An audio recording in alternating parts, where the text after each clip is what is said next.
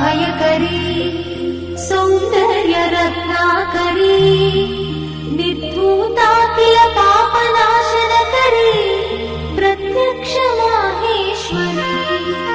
प्राणेयाचलवंशपावनकरी काशीपुराधीश्वरी भिक्षां देहि कृपावलम्बनकरी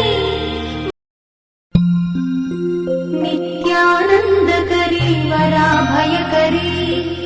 सौन्दर्यरत्नाकरी निर्धूताखिल पापनाशनकरी प्रत्यक्ष माहेश्वरी प्राणेयाचलवंशपावनकरी काशीपुराधीश्वरी